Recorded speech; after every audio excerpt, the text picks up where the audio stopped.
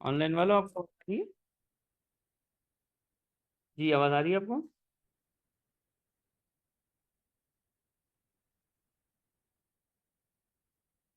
तो टैक्स जो है, ये स्किल्स लेवल का वो पेपर है जिसका पासिंग जो है वो सबसे हाईएस्ट है। लेकिन कोर्स में ये सबसे ज्यादा क्या है, लेंदी है। जो शुरू से नहीं पढ़ेगा, आखिरी में टैक्स ये 15 दिन पढ़ के पास कर लूं, ये होने वाला नहीं है। दूसरी बात, आप लोगों ने पहले पेपर्स दिए होंगे, कुछ ने दिए होंगे, कुछ ने नहीं दिए होंगे। तो पहले हम पेपर का पैटर्न बता देते हैं, इसके बाद हम टेक्स्ट की बात करेंगे। देखो भाई, पेपर पैटर्न आप लोगों में से एफआर पहले सबने दिए। ओके। तो पेपर पैटर्न वही है जो आपके एफआर का है, कि सबसे पहला सेक्शन जो होगा वो होगा सेक्शन ए। ठीक है, जिन्होंने नहीं दिया है मैं उनके लिए लिख रहा हूँ, स्क्रीन शेयर हो रही होगी, देखते जाइएगा। फिर एक सेक्शन होगा सेक्शन बी, और फिर होगा सेक्शन सी। यानी पेपर के कितने पार्ट्स हैं? तीन। कितने पार्ट्स हैं? तीन। पहला पार्ट सेक्शन ए है, कौन Banega Crorepati. Kaun Banega Crorepati, who wants to be a millionaire, एक क्वेश्चन होगा। और क्या करना होगा, एमसीक्यूज होंगे। एक सवाल चार जवाब, चार में से एक होगा सही। कभी कभी ऐसा भी होगा कि फिल इन द ब्लैंक भी आ जाएगा, यानी आप अपना आंसर क्या कर देंगे, टाइप कर देंगे। कभी कभी ट्रू फॉल्स भी आ जाएगा। यानी एमसीक्यू स्टाइल का ये पार्ट है। इसके अंदर आपके पास 15 मिक्स क्वेश्चंस हैं। और एक क्वेश्चन कितने मार्क्स का होता है एसीसी के अंदर, एमसीक्यू 2 मार्क का। तो कितने मार्क्स हो गए भाई? 30 मार्क्स। सेक्शन ए एमसीक्यूज, जो FA1 FA2 MA1 MA2 में आप लोग खेलते रहे हैं, ये उसी तरह से है कि आपके पास आएगा। इसका कोई एरिया डिफाइन नहीं है, पूरे सिलेबस में से कहीं से भी मुंह उठा के एग्जामिनर की मर्जी है वो दे देता है। ऐसा भी होता है एक टॉपिक से 10 MCQ दे दिए और बच्चा वही MCQ नहीं करके गया, फिर जून के बाद कौन सी अटेम्प्ट आएगी, उसके लिए फिर सितंबर की अटेम्प्ट आएगी। क्योंकि ये प्रोफेशनल स्टडीज है, इसमें ये तो नहीं है ना कि ये मैं टॉपिक छोड़ दूं तो क्या मैं पास हो जाऊंगा। वल्लाहु आलम, हमें क्या पता। एग्जामिनर दे देगा तो पास नहीं होगा, एग्जामिनर ने नहीं दिया, माँ की दुआ थी तो फिर पास हो जाएगा। We don't know. इसके बाद हमारे पास है सेक्शन बी। सेक्शन बी को कहते हैं ओटीक्यूज। ओटीक्यूज में क्या होता है, एग्जामिनर एक काम करता है, तीन सिनेरियोज देता है। क्या देता है? तीन सिनेरियोज देता है। अब एक जो सिनेरियो होता है, सिनेरियो को ओटीक्यू बोलते हैं, ऑब्जेक्टिव टेस्ट क्वेश्चन। एक ओटीक्यू से कितने क्वेश्चन करता है? 5। एक ओटीक्यू से 5 क्वेश्चन एग्जामिनर आपसे करेगा। और एक क्वेश्चन वही कितने मार्क्स की वेटेज रखता है? 2 मार्क्स। इसका मतलब एक सिनेरियो जो है वो कितने मार्क्स का होगा? 10 मार्क्स का। और हमारे सिलेबस के अंदर, हमारे पेपर के अंदर टोटल 3 सिनेरियोज होंगे। कितने सिनेरियोज होंगे ऑनलाइन वालों? टोटल 3 OTQs होंगे। एक के मार्क्स हैं 10, तो तीन के कितने हो गए? यानी हमारा 60% पेपर यहाँ पे खत्म हो गया। अब एक सवाल है, सर ये क्या हमें पता है कि ओटीक्यूज कहाँ से आएंगे? तो 90% चांस होता है कि ओटीक्यूज 3 टॉपिक्स हैं बड़े बड़े, उनमें से आएंगे। जरूरी नहीं है, लेकिन आप पास्ट जितने भी अटेम्प्ट्स गुजरी हैं आज तक, 95% ऐसा ही हुआ है कि ओटीक्यूज जो हैं वो इन 3 टॉपिक से आए हैं। तो मैं टॉपिक का इंट्रोडक्शन भी बता रहा हूं अब, और पेपर पैटर्न तो चल रहा है। पहला टॉपिक जो बहुत ज्यादा हॉट फेवरेट होता है ओटीक्यू के लिए, वो आप उससे बड़ा फेमिलियर हैं। बचपन में जब आप छोटे से थे, अकाउंटिंग में पहली पहली बार आए थे, सेल्स टैक्स पढ़ा था। सेल्स टैक्स या वैल्यू एडिड टैक्स क्या होता है? क्या होता है?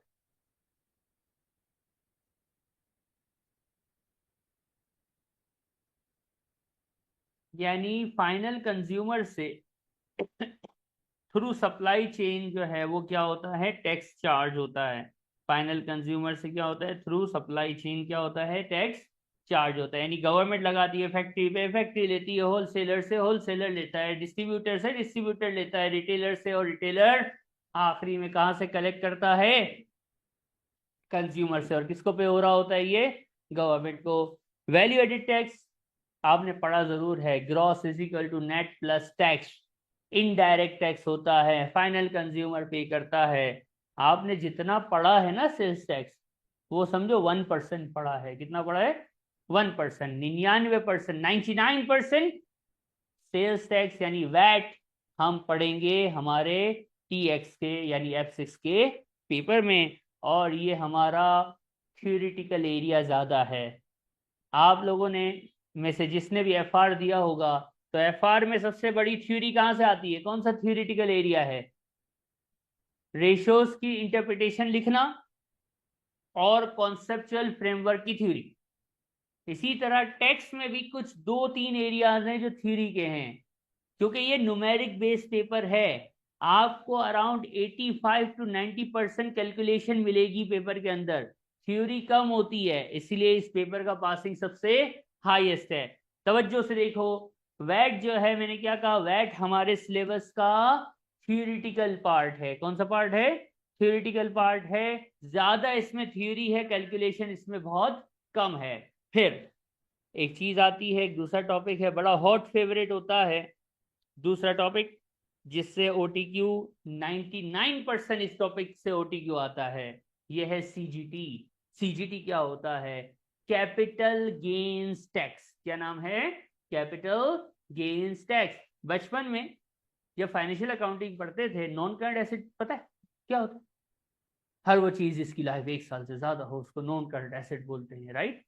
अब मुझे एक बात बताओ, नॉन करंट एसेट खरीदते हैं ठीक है, डेप्रिसिएशन करते हैं वो भी ठीक है, लेकिन उसको बेचते हैं, डिस्पोज ऑफ करते हैं। जब non current asset dispose of होता है तो क्या होता है? गेन ऑन डिस्पोजल आता है। इसको आसान भाषा में कैपिटल इनकम बोलते हैं।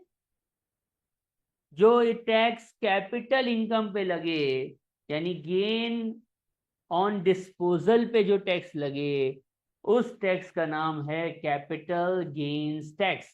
आपको कोई भी कैपिटल इनकम हो जाए, जिसकी बेस्ट एग्जांपल है gain on disposal of asset या शेयर्स, ये 2 टॉपिक इसके अंदर हैं। और ये बहुत हॉट फेवरेट टॉपिक होता है, आम तौर पे इससे OTQ आता ही आता है। लेकिन कोई भी नॉन करंट एसेट ना, अब वो बिल्डिंग हो, प्रीमिसेस हो, कोई भी नॉन करंट एसेट आपने बेचा या शेयर्स बेचे, उससे आपको गेन हुआ, उस पे गवर्नमेंट जो टैक्स लेती है उसको CGT बोलते हैं। वतन अजीज पाकिस्तान जिंदाबाद के अंदर भी, इंडिया के अंदर भी, अफगानिस्तान के अंदर भी कैपिटल गेन्स टैक्स का कॉन्सेप्ट मौजूद है। और हमारी पिछली गवर्नमेंट के अंदर ये बड़ा खतरनाक तरीके से इम्पोज भी हुआ। जब अब आप घर बेचते हो ना, जब इंशाल्लाह आपकी शादी होगी, कितनी खुशी हो रही है, जब आपकी शादी होगी, आप बड़ा घर लोगे, तो आपको उस पर टैक्स, जो पुराना घर बेचोगे उस पर क्या देना पड़ेगा? टैक्स देना पड़ेगा। ये कौन सा टैक्स है? Capital gains tax. और इसके बाद हमारा तीसरा टॉपिक है, जैन जो है अभी जिंदा है। देखो जिंदा है, सच्ची में जिंदा है, लेकिन एक दिन आएगा कि जैन इंतकाल कर जाएगा। जैन मर गया, अल्लाह अकबर। जैन खाली हाथ आया था, खाली हाथ चला जाएगा। इसका वॉलेट, इसकी घड़ी, इसका मोबाइल, इसके कपड़े, इसका सारा सामान, इसकी प्रॉपर्टी, इसका बैंक बैलेंस सब इस दुनिया में रह जाएगा। खाली हाथ आया था और खाली हाथ चला जाएगा। लेकिन घर वाले दुखी तो होंगे, इसके चूजे यानी इसके बच्चे दुख करेंगे, ज़ौजा मोहतरमा भी दुखी होंगी, मेरा ज़ैन मर गया, अब्बा मर गया। थोड़े टाइम तक बच्चे दुखी होंगे, फिर अब बच्चे बोलेंगे चलो अब्बा का हिस्सा बांटो बेटा, क्या करो, बड़ी प्रॉपर्टी है अब्बा के पास, ये घर मेरा, ये घर तेरा। मैं अब्बा से ज्यादा प्यार करता था, अब्बा का आईफोन तो मैं लूंगा। बेटी बोलेगी खिदमत तो मैंने की है, अब्बा का बैंक बैलेंस इतना तो मैं लूंगी। यानी फड्डे, फिर भाई बहन लड़ेंगे, फिर फड्डे होंगे, अल्लाह अकबर। लेकिन हमारे एशियन कंट्रीज के अंदर इनहेरिटेंस के ऊपर कोई टैक्स नहीं। लेकिन अभी हम गोरों के मुल्क में हैं। गोरे ने कहा तुम क्यों लड़ रहे हो, बांटेंगे हम, मर गया है, हमारा बंदा मरा है। तो इसमें बहुत सारे रेट्स हैं। अभी जैसे एक इंट्रोडक्शन के लिए मैं कह रहा हूं, इसमें 20% भी है, 25% भी है। गोरों की गवर्नमेंट कहेगी रुक जाओ, जैन जो जो छोड़ के मरा है इसका 40% हमारा, 60% तुम्हारा। इस टैक्स का नाम है इनहेरिटेंस टैक्स। क्या नाम है? Inheritance tax. इनहेरिटेंस टैक्स क्या होता है बेटा? कि एक बंदा लुढ़क गया, सब कुछ छोड़ गया, तो जो छोड़ के मरा हो वो दूसरों की तो इनकम है ना।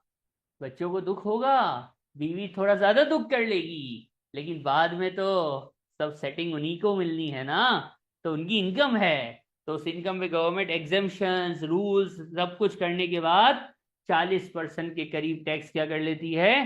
काट लेती है। और ये टॉपिक है इनहेरिटेंस टैक्स। 99% ये भी चांस है कि ये भी आपको ओटीक्यू में आएगा।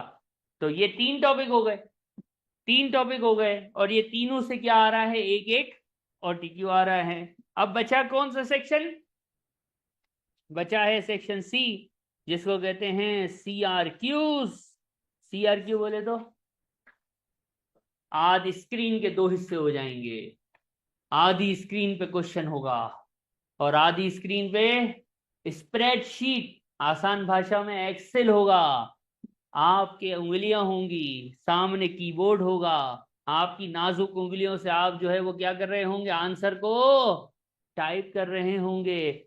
चूज नहीं करना है, एमसीक्यू एमसीक्यू नहीं करना है बाबा, क्या करना है? आंसर को टाइप करना है और सेव करना है। और इसीलिए तो रिजल्ट लेट आता है, क्योंकि यही जो एक्सेल पे आप वर्किंग करते हो यही चेक होती है। बाकी वो जो है वो तो एआई लगा हुआ है, सेक्शन ए और बी ऑटोमेटिकली मार्क होता है। जो सेक्शन सी है उसके लिए मैनुअल मार्किंग होती है। और जब एआई इंशाल्लाह और ग्रो कर जाएगी तो हो सकता है कि सेक्शन सी भी जो है एसीसीए का जो है वो ऑटो मार्किंग पे आ जाए। और जब वो ऑटो मार्किंग पे आएगा तो फिर रिजल्ट के लिए 1.5 महीना वेट नहीं करना पड़ेगा। उम्मीद है 1 हफ्ता 15 दिन में रिजल्ट आ जाएंगे। लेकिन ऐसा होगा क्योंकि एआई, आप लोग माशाल्लाह उस दौर के बच्चे हैं जो दौर एआई का है। और एआई जिस तरह से डेवलप होती चली जा रही है, ब्लॉकचेन टेक्निक जिस तरह से ग्रो होती चली जा रही है, तो वो वक्त ज्यादा दूर नहीं दिख रहा कि ऑटो मार्किंग पे भी एसीसीए आ जाए। कब आता है ये मुझे नहीं पता, एक उम्मीद है। अब ये सीआरक्यूज हैं। आप लोगों में से जिस जिसने एफआर दिया है, एफआर दिया, पीएम, आपने पीएम भी दिया है, एफआर भी दिया है। तो पीएम और एफआर में सेक्शन सी में सिर्फ कितने क्वेश्चन होते हैं? 2। हमारे यहाँ बरकत है, टैक्स में बरकत है। टैक्स माशाल्लाह बरकतों वाला पेपर है कि हम पढ़ा रहे हैं। इसमें कहते हैं बाबा 2 नहीं, 2 से दिल नहीं भरता है, हम 3 क्वेश्चन देंगे। कितने देंगे बाबा? 3। पहला क्वेश्चन 15 मार्क का, दूसरा क्वेश्चन फिर 15 मार्क का, और तीसरा क्वेश्चन 10 मार्क का। टोटल कितने क्वेश्चन आएंगे? 3 आएंगे। 15 मार्क का एक, 15 मार्क का दूसरा और 15 मार्क का तीसरा। और ये बड़ी एक अच्छी बात है एसी से वालों की कि सीआरक्यूज किस टॉपिक से आएंगे उन्होंने बता दी। तो हमारे पास जो ये वाला टॉपिक है ये है इनकम टैक्स फॉर इंडिविजुअल्स। क्या टॉपिक का नाम है? ये फिक्स है, लाजिम, ये 100% है। सीआर ओटीक्यूज मैंने कहा 90-95-99% है कि उससे आएगा। लेकिन जो सीआरक्यू है वो मैंडेटरी है, एग्जामिनर पे लाजिम है कि इसी टॉपिक से देगा, वरना उससे फाइन होगा, उस पर केस हो जाएगा। क्योंकि सिलेबस में लिखा हुआ है कि सीआरक्यू का पहला क्वेश्चन 15 मार्क वाला कहाँ से होगा, किस टॉपिक से होगा? इनकम टैक्स फॉर इंडिविजुअल से होगा। अब ये क्या होता है? आप लोग जो भी बैठे हैं, जो ऑनलाइन हैं, ऑनलाइन वालों जिंदा हो बेटा? लेट जिसने भी ज्वाइन किया वो भी जिंदा हैं? ओके, तो जिंदा रहो, जागते रहो, रोजा है फिर भी जागो। तो देखो बेटा, इंडिविजुअल, आप लोग सारे इंडिविजुअल हैं, आपको पता है? आप सारे इंडिविजुअल, आप लोग कंपनी नहीं है ना, जिंदा हो ना, इंसान हो ना। अच्छा भाई, चलो भाई, नाम मेरे को याद होने में टाइम लगता है, क्या नाम है? रजा साहब, क्या करते हैं आप? जॉब करते हैं, जॉब से क्या मिलता है? सैलरी मिलती है, टैक्स दो ना। एम्प्लॉयमेंट इनकम पे टैक्स कैसे कैलकुलेट होगा, ये इस टॉपिक का एक सब टॉपिक होगा। चलो भाई, हाजी नागम ने क्या था? फुरकान भाई एक बहुत बड़े एंटरप्रेन्योर हैं, एलोन मस्क इंस्टीट्यूशन लेने आता है। एंटरप्रेन्योर यानी बहुत बड़ा बिजनेसमैन है हमारा फुरकान। तो बिजनेस, सोल ट्रेडर का नाम सुना है ना? सोल ट्रेडर हो या पार्टनरशिप, ये भी इंडिविजुअल में आता है। नेट प्रॉफिट पे टैक्स दो बाबा।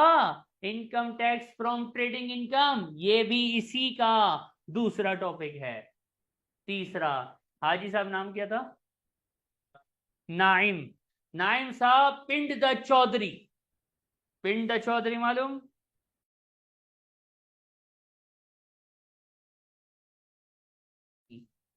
तो नाइम साहब पिंड द चौधरी हैं। पिंड द चौधरी बोले तो करोड़पति, यानी he is a landlord. Haji landlord, तुसी किस कैसे कमा रहे हो, कैसे कमाते हो, क्या कमाते हो? लैंडलॉर्ड क्या कमाता है? लैंडलॉर्ड जो कमाता है उसको बोलते हैं रेंटल इनकम। तो बाबा रेंटल इनकम पे भी हमें क्या चाहिए? हमें क्या चाहिए? टैक्स चाहिए। एम्प्लॉयमेंट इनकम हो, ट्रेडिंग इनकम हो, या प्रॉपर्टी इनकम हो, इस पे हमें टैक्स देना है। और जैन भाई हैं, जैन भाई की उम्र है 55 ईयर्स। अब क्या कर रहा है बेटा? सर अब मैं गार्डन में बैठता हूँ, सुबह चाय पीता हूँ, अखबार पढ़ता हूँ, फेसबुक ब्राउज करता हूँ और फिर सो जाता हूँ। कमाता क्या है? सर वो हर महीने गवर्नमेंट से, मैं गोरा यूके में रहता हूँ, हर महीने गवर्नमेंट से क्या मिलती है? पेंशन मिलती है। तो प्रॉपर्टी इनकम हो, ट्रेडिंग इनकम हो, एम्प्लॉयमेंट इनकम हो, या पेंशन रिसीव हो, आपको इन पे क्या देना पड़ता है? टैक्स देना पड़ता है। ये है हमारा 15 मार्क का टॉपिक। ये चार नहीं है, ये टोटल 6 इनकम है, पांचवी और छठी। आर्नल्ड बैठा हुआ है, देखो यहाँ पे आर्नल्ड बैठा हुआ है। आर्नल्ड से हमने पूछा, आर्नल्ड तू क्या करता है? बोलता है मैं हराम कमाता हूँ। है? तोबा तोबा, हराम कमाता है?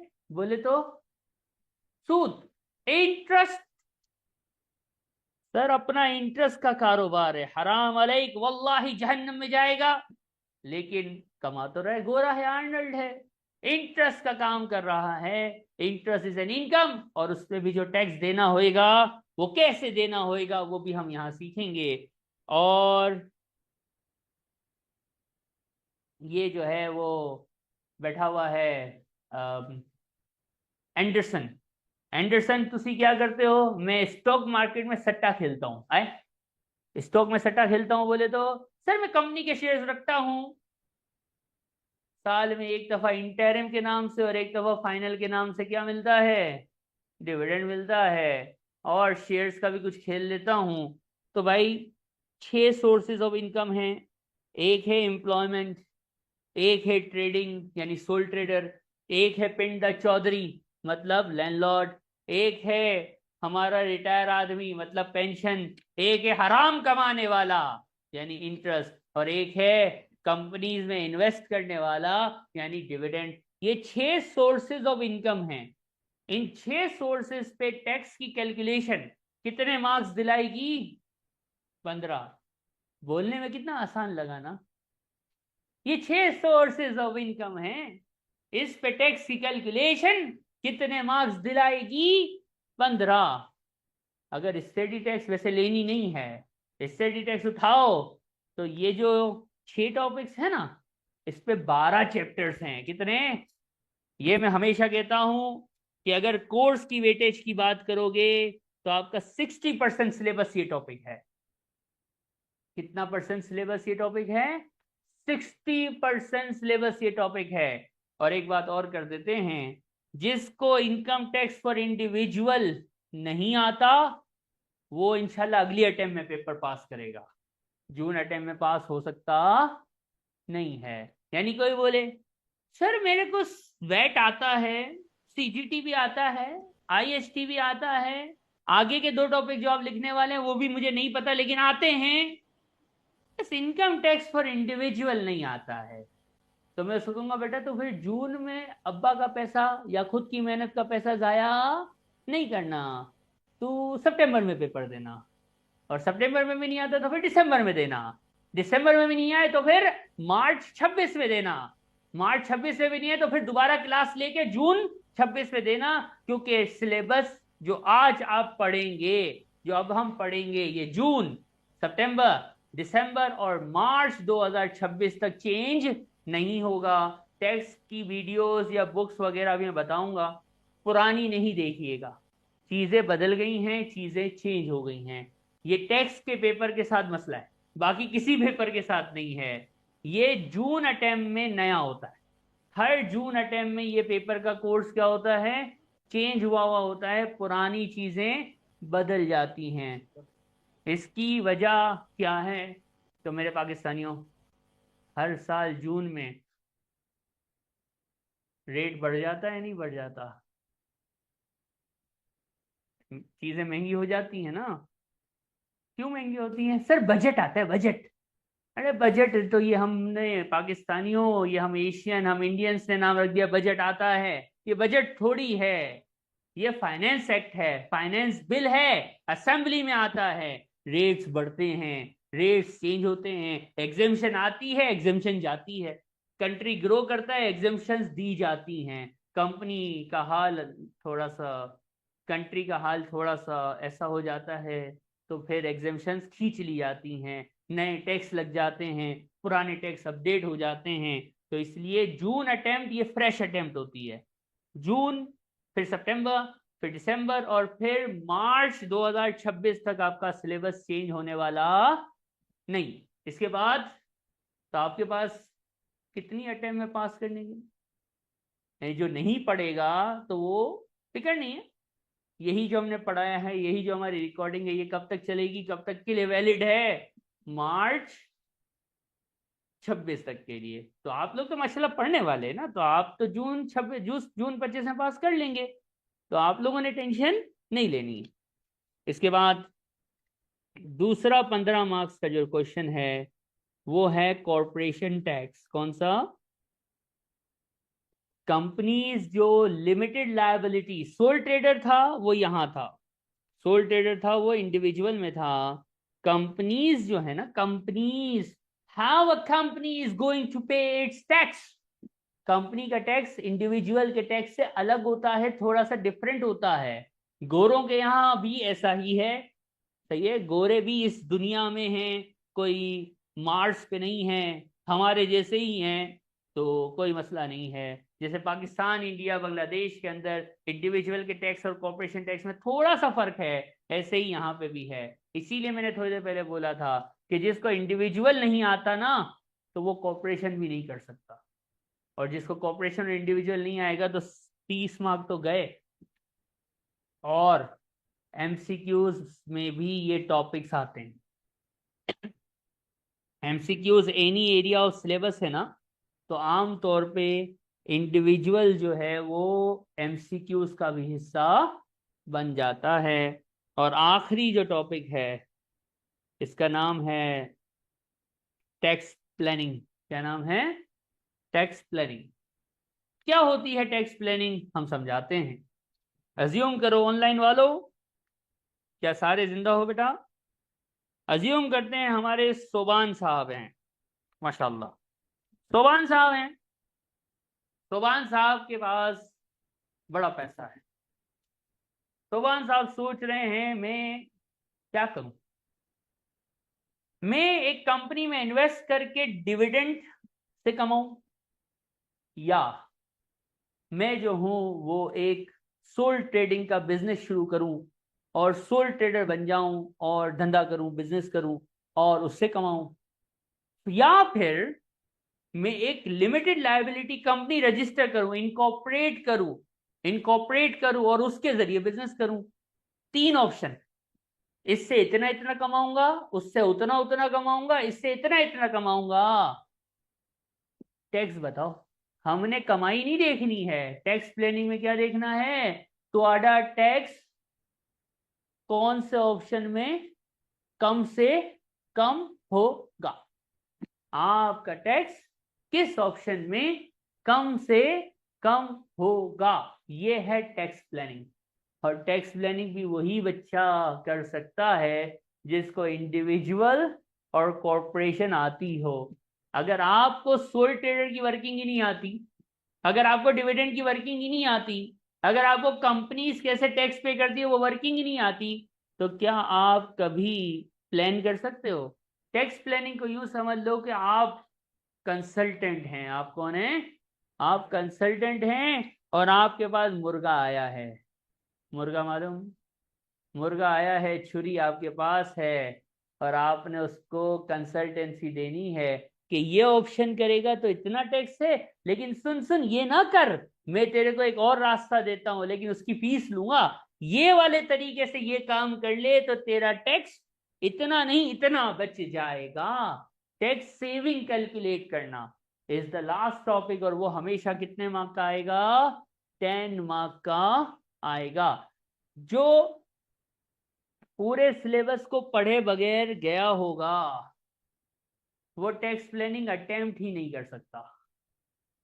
टैक्स प्लानिंग, ये तो मैंने आपको कुछ एग्जांपल्स दी हैं जो कि आसान है, समझ आती हैं, इसमें भारी भी होती हैं। आप जिंदा हैं? अच्छा भाई आप जिंदा हैं, हमारा जैन जिंदा है। जैन अपनी प्रॉपर्टी लेके मर जाए, यानी जैन अपनी जिंदगी में कंजूस रहा, कंजूस, किसी को कोई तोहफा ही नहीं देता था, वो होता है ना अपनी खजाने के ऊपर खुद ही बैठा हुआ था, सही है, वो सांप वाप कुछ ऐसा, किसी को कुछ नहीं दिया और एक दिन हार्ट अटैक हुआ, मर गया। अल्लाह अकबर। तो जो छोड़ के मरा, ठीक है, उस पे गवर्नमेंट टैक्स लेगी, इनहेरिटेंस टैक्स होगा जो अभी थोड़ी देर पहले मैंने बताया। ये एक सिनेरियो है। लेकिन नाइम साहब जो हैं वो पिंडे चौधरी थे, बड़े सखी थे, कभी अपने कजन्स को तोहफे दे रहे हैं, कभी जोजा मोहतरमा को तोहफा दे रहे हैं, कभी भाई को गिफ्ट कर रहे हैं, कभी छोटे चुन्नू मुन्नू अपने जो चूजे हैं उनको गिफ्ट दे रहे हैं। बेटी रहमत है, बेटी को घर गिफ्ट कर दिया। फिर एक दिन इनको भी हार्ट अटैक हुआ, ये भी लुढ़क गए, वो भी मरा, ये भी मरा। किसका टैक्स बचा? जिंदगी में तोहफे दे के मर जाना टैक्स बचाता है, कि सांप बन के अपने खजाने पे बैठना और कंजूस बन के मर जाना टैक्स बचाता है? ये भी एक सिनेरियो है। और इस पे एक नहीं कई पास पेपर मौजूद हैं कि आप जिंदगी में गिफ्ट करते हो तो टैक्स सेविंग, वल्लाही टैक्स सेविंग होती है। कंजूस को ज्यादा टैक्स देना पड़ता है, कंजूस का खजाना गवर्नमेंट के पास ज्यादा जाता है, और जो जिंदगी में क्या करता है, बांटता चला जाता है, तो उसके मरने के बाद उसके बच्चों को ज्यादा ज्यादा इनहेरिटेंस मिलती है। गवर्नमेंट उधर टैक्स में बहुत ज्यादा क्या हो जाती है, रिलीफ दे देती है। तो ये भी ऑप्शंस होते हैं, ये भी ऑप्शंस होते हैं। ये भारी सिनेरियो, ये सबसे भारी सिनेरियो है जो पेपर में टैक्स प्लानिंग में आ सकता है। बाकी वो जो हल्के वाले थे मैंने थोड़ी देर पहले बताए। ये हमारा पेपर पैटर्न है और ये हमारा सिलेबस है। तो सर सिर्फ 5 टॉपिक हैं? तो जी हाँ, ये 5 टॉपिक के ऊपर तकरीबन 1100 पेजेस की स्टडी टेक्स्ट है। सबसे बड़ा सिलेबस पूरे स्किल्स लेवल का इन 5 टॉपिक्स के ऊपर है। अब इन 5 टॉपिक्स के अंदर फर्दर बहुत सारे सब टॉपिक्स हैं। हम टैक्स इनकम पे देते हैं, किसी को लॉस हो जाए फिर, किसी को लॉस हो जाए फिर तो हम जाएंगे, कहाँ जाएंगे? टैक्स डिपार्टमेंट जाएंगे और बोलेंगे अल्लाह का वास्ता है थोड़ा रहम तो करो, तो वो आपका नुकसान देख के आप पे टैक्स में क्या देंगे, थोड़ा सा रिलीफ शलीफ देंगे।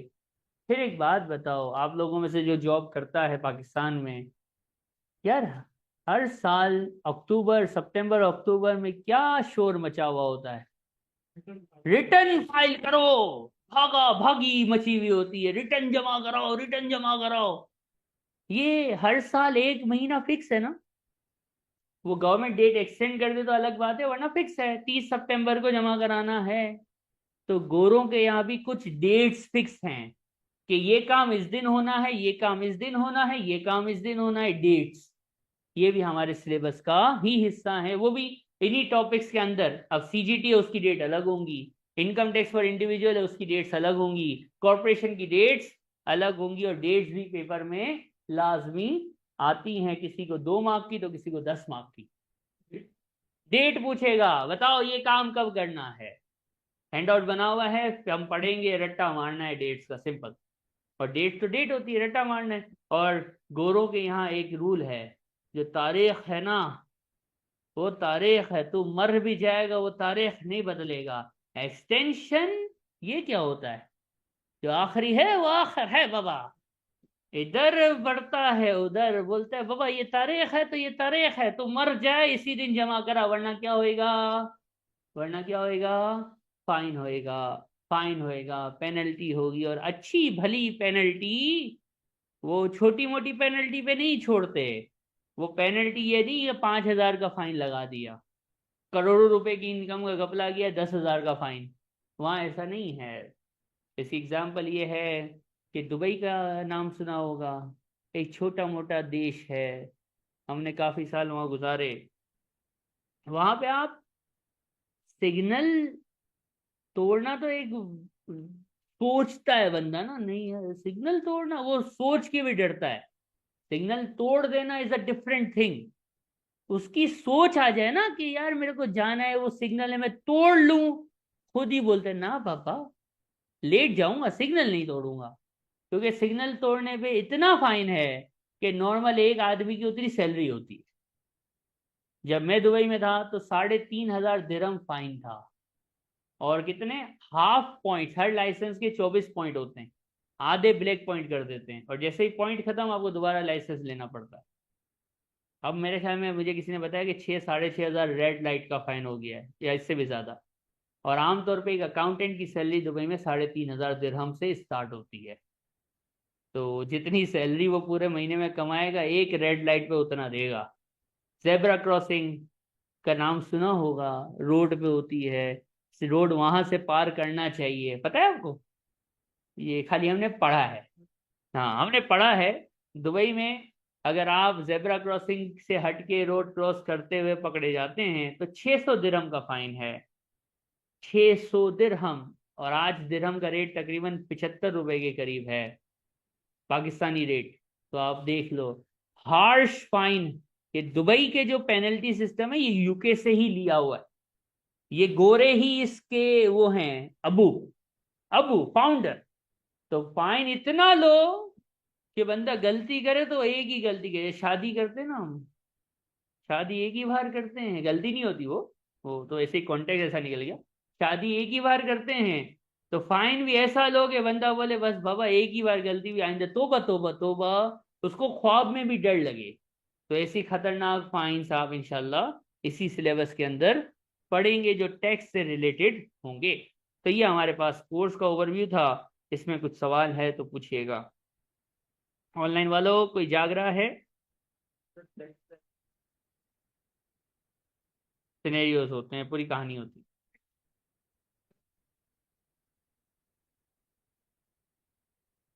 थ्योरी नहीं होती हमारे यहाँ प्लानिंग में, अब कैलकुलेशन, सारी कहानी कैलकुलेशन, गेम टैक्स में कैलकुलेशन का है, के टैक्स में गेम ही कैलकुलेशन का है। ये कैलकुलेशन बेस्ड पेपर है, थियोरिटिकल पेपर नहीं है।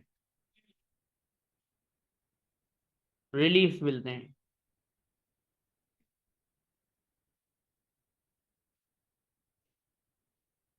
उधर ये पाकिस्तान नहीं है, वहां पे रिलीफ्स के अलग रेट्स होते हैं। आपको लॉस हुआ, आपको पिछले साल जो आपने टैक्स भरा था वो रिवर्स कर देंगे, जाओ, ऐसा भी होता है। तो ये आप सारा पढ़ेंगे, ट्रेडिंग लॉसेस कैसे एडजस्ट होता है। लेकिन टैक्स भी वहाँ कम नहीं है, बहुत हैवी टैक्स है। तो ये हमारे पास एक पेपर का यानी एग्जाम का ओवरव्यू है कि पेपर इस तरह से आना है, ठीक है। अब एक सवाल जो मेरे पास आता है, सर हमने करना कैसे है, हमने पढ़ना कैसे है। तो भाई देखो, आपने 3 चीजों को याद रखना है। एक है क्लास, अब आप ऑनलाइन क्लास लो, यहाँ आके क्लास लो, या आप रिकॉर्डिंग देखो, ये मर्जी आपकी है। सबसे पहले आपने क्या करना है, क्लास लेनी है। क्लास में एक टॉपिक चल रहा होगा, जैसे अभी आज हम पढ़ना शुरू करेंगे कंपटीशन ऑफ टेक्स्ट, ये पहला टॉपिक होगा। एक टॉपिक चल रहा होगा, वो टॉपिक जब खत्म होगा आपको भी पता चलेगा, मैं बताऊंगा टॉपिक खत्म हो गया है। जैसे ही टॉपिक खत्म होगा आपने ACCAglobal.com पे जाना है। आपके पास आपका प्यारा स्टडी हब है। स्टडी हब से उस चैप्टर को खोलना है, उस टॉपिक को खोलना है और उस टॉपिक को खत्म कर डालना है। कैसे खत्म करना है, वहां पे क्वेश्चंस भी हैं, प्रैक्टिस भी है, क्विज भी हैं। ये आपने करना। क्लास लेनी है, क्लास में हैंडआउट होंगे, हैंडआउट्स, और क्लास के बाद आपने स्टडी हब करना है। स्टडी हब करने के बाद हर टॉपिक का हम आपको क्विज देंगे। हर टॉपिक का क्विज आपको मिल जाएगा, वो क्विज आपने ज़रूर देना है। दोगे तो पास हो जाओगे, नहीं दोगे तो ਤੁਹਾਡੀ मर्जी। ठीक है। और इसके बाद हमने सिर्फ एक किट उठानी है जिसका नाम है कैप्लान, बस। स्टडी टैग्स और ये सारी चीज़ें हम नहीं देखते, हम कैप्लान की एक किट की बात करते हैं। हाँ, हमारे पास कुछ ऐसे स्टूडेंट ज़रूर होते हैं जो कहते हैं कि सर मैंने 90 मार्क्स लूंगी। ये डिस्क्रिमिनेशन नहीं है, ये हकीकत है। क्योंकि हमारे बैच में ज़्यादातर जॉब वाली कौम होती है, या कोई ऐसा एक आ जाता है कि सर 95 तो लूंगा। क्योंकि अपन जो है वो फारिग आदमी है सर, पूरा दिन पढ़ना काम है अपना, और कोई काम नहीं है, और कोई काम नहीं है, मोबाइल वोबाइल अपना यूज़ नहीं है, और व्हाट्सएप पे किसी का मैसेज आता नहीं है कि क्या कर रहे हो, आज क्या पहना है, आज क्या खाया, ऐसे अपने ताल्लुकात हैं नहीं। पूरा दिन बस पढ़ाई है और मैं हूँ। तो फिर उसको मैं कहता हूँ कि बेटा तू बीबीबी की किट भी ले लेना। क्या ले लेना, बीबीबी की किट ले लेना। ये उसके लिए है जिसको 90+ जाना है, वरना 80s 85 तक वालों के लिए ये ओके है। जस्ट पास करने वाला वो होगा जो इसमें चीजों में डंडियां मारेगा। ठीक है। अब हम तो है ना, पाकिस्तानी खून है ना सर, इसका कोई जुगाड़ बताओ। अगर मैं स्टडी हब ना करूं तो क्या मेरा पेपर हो जाएगा? जैसे सवाल मेरे पास बहुत आते हैं, सर स्टडी हब की इंग्लिश बहुत मुश्किल है। तो बेटा तेरे को किसने कहा था तू गोरों की क्वालिफिकेशन कर, तू MA उर्दू करता। वो उर्दू विफाकी उर्दू यूनिवर्सिटी है ना बाबा, उधर जाता, उर्दू का पेपर देता, उर्दू में इकोनॉमिक्स पढ़ता और पेपर हो जाता। अभी पापा ये तो मैं क्या बोलेगा भाई। तो खैर है, तो इंग्लिश थोड़ी सी तो आपको मेहनत करनी पड़ेगी ना। गोरों का पेपर दे रहे हो और गोरों की जबान नहीं पढ़ोगे तो फिर बदतमीजी नहीं होगी।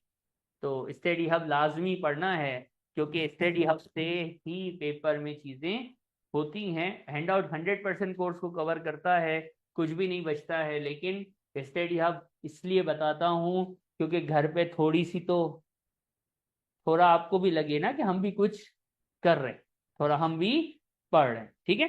तो ये हमारा स्ट्रेटेजी है, इसको मैं कहता हूँ ये पास स्ट्रेटेजी है, एग्जाम को पास करने की स्ट्रेटेजी। ये सब कर लोगे इंशाल्लाह 80 आएंगे, इंशाल्लाह 80 या इससे ऊपर स्कोर कर जाओगे। इसमें डंडियां मारोगे 60, 55, 49 हो सकता है। ठीक है। और ज्यादा प्रैक्टिस चाहिए तो ये ऑप्शनल है कि आप बीपीपी की क्या ले लें, किट ले सकते हैं। ठीक है। तो यहां तक कोई मसला। जब आप किट और बुक लेंगे या स्टडी हब लेंगे, तो मैंने अभी थोड़ी देर पहले बोला कुछ लोगों ने थोड़ा लेट भी ज्वाइन किया है।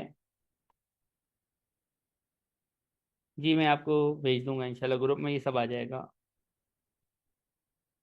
एक बात याद रखना, हम जो सिलेबस पढ़ रहे हैं ये जून 25, फिर सितंबर 25, फिर दिसंबर 25, और फिर मार्च 26 के लिए रेलेवेंट है। आप कैप्लान, बीबीबी और स्टडी हब भी जब आप अपना ऑन करेंगे ना तो देख के करना। जब आप ACCA की वेबसाइट पे जाके स्टडी हब में टेक्स्ट लिखते हैं तो 4-5 ऑप्शन आ जाते हैं, पुराने वाला भी शो करेगा, नया वाला भी शो करेगा। तो प्लीज देख लेना कि ये आपके पास लिखा होगा जून 25 से मार्च 26 तक, वरना मैं पढ़ा कुछ रहा हूँ और आप स्टेडियम में देखोगे तो उसमें कुछ और लिखा होगा। तो आप बोलोगे ये क्या है, फिर मैं मेरे से पूछोगे तो मैं कहूँ बेटा तूने पुराना ऑन कर लिया है, या पुरानी किट पकड़ ली है दोस्त से। तो किसी दोस्त यार से किट नहीं लेना जिसने लास्ट अटेम्प्ट में पेपर दिया, ये मसला है, क्योंकि लास्ट अटेम्प्ट वाली किट नहीं चलेगी। फर्क है, चीजें बदल गई हैं, ठीक है। तो ये आपके लिए एक बात है जो याद रख